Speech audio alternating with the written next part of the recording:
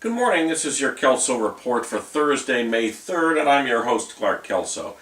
Today we have cases dealing with disability benefits, qualified immunity, a death penalty case, search and seizure, and limitation of actions. We begin with the Ninth Circuit and a case involving review of disability benefits decisions. Now, 10 years ago, the appellant sought disability benefits from the Social Security Administration.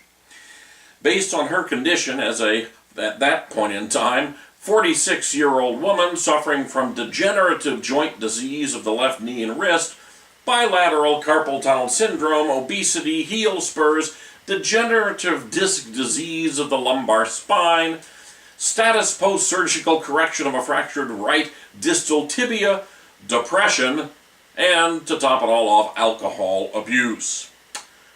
Her physical condition had deteriorated over the last several years even more because of continued alcohol abuse and simple aging.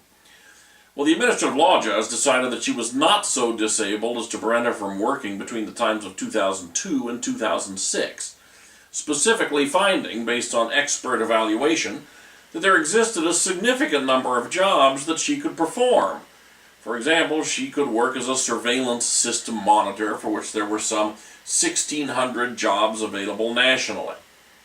As of 2006, when she turned 50, the ALJ decided she did qualify as disabled because she was now classified as, quote, an individual closely approaching advanced age, close quote.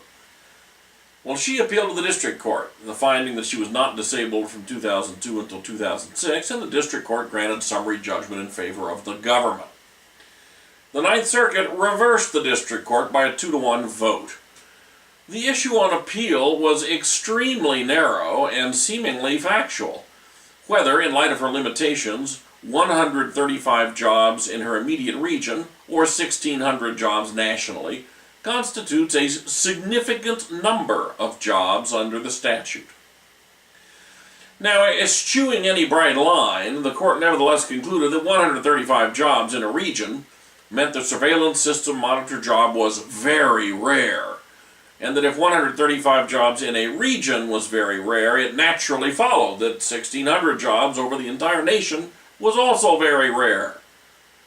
The court also decided that given the description of her physical condition, she would not have been able to secure even one of those jobs. Well, the dissent objected, with quite a bit of justification in my judgment, that the majority had essentially usurped the fact-finding role of the ALJ, that it had reweighed the evidence and simply come to a different conclusion.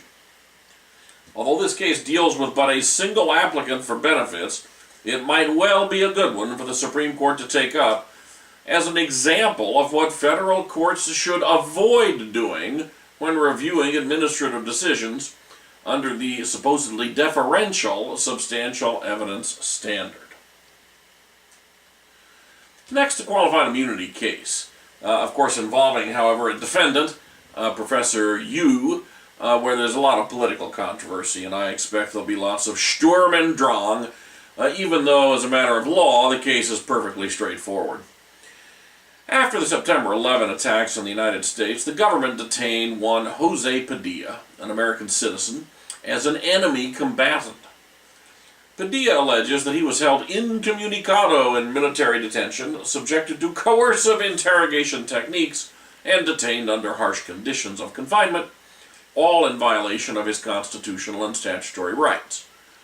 He sued, among others, John Yu, who was at that time, of course, the Deputy Assistant Attorney General in the United States Department of Justice's Office of Legal Counsel, and who, as we all know, authored a key legal document blessing the harsh interrogation techniques used at the time.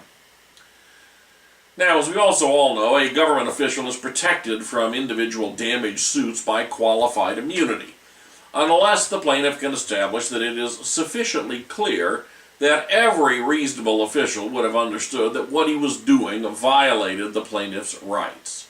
That's the standard from Ashcroft versus Al-Kid.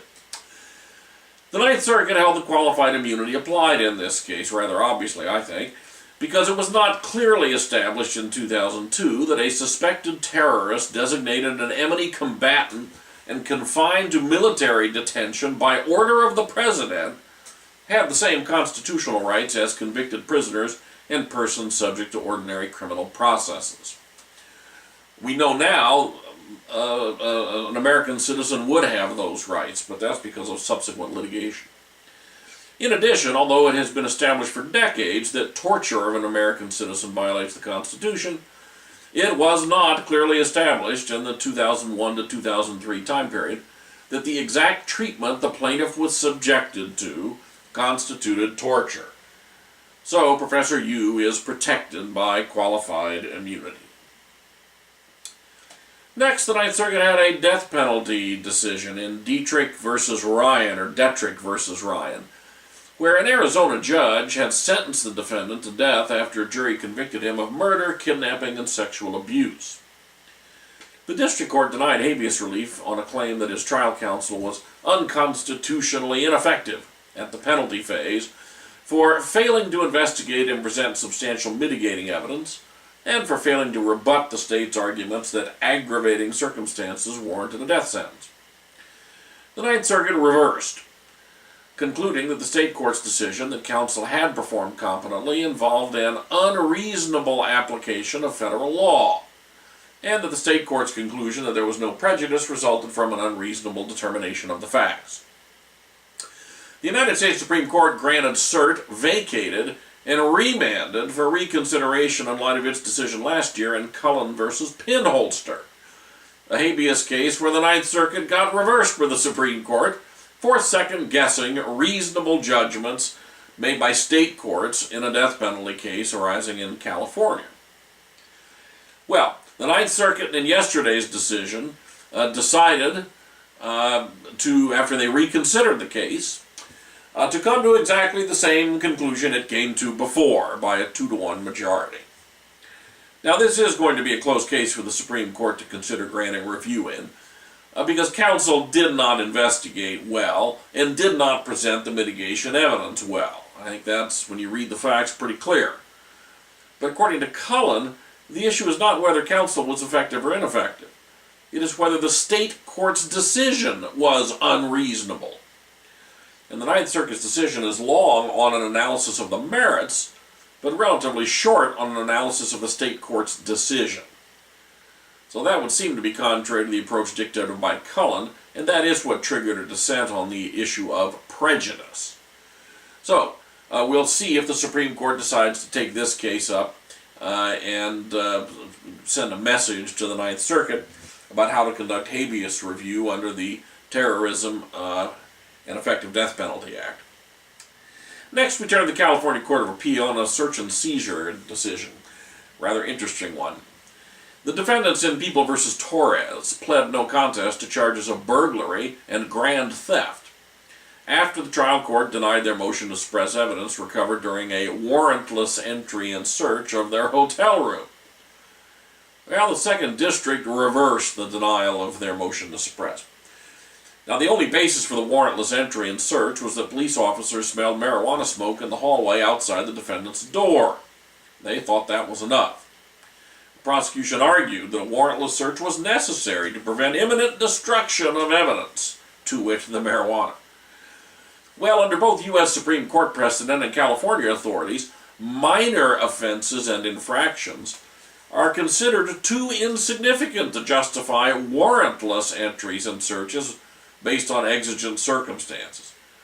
In essence, the crime itself is so minor as to undermine the notion that an entry and/or search is really necessary or exigent. In People v. Torres, the officers had no basis for believing anything more serious was going on than an infraction-level possession of less than 1 ounce of marijuana, which in California is a non-jailable offense. In these circumstances, the Second District held the entry without a warrant was unlawful. Our next case involves limitation of actions.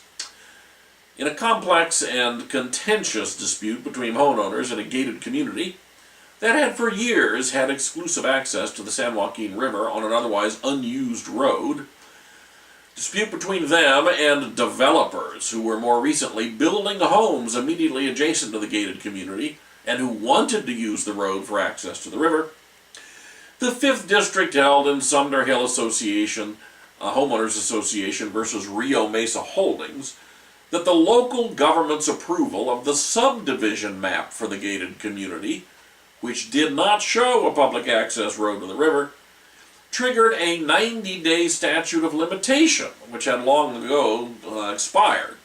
So the developer's contention in the trial court that the subdivision map was defective and there was public access through that road, that contention was time-barred.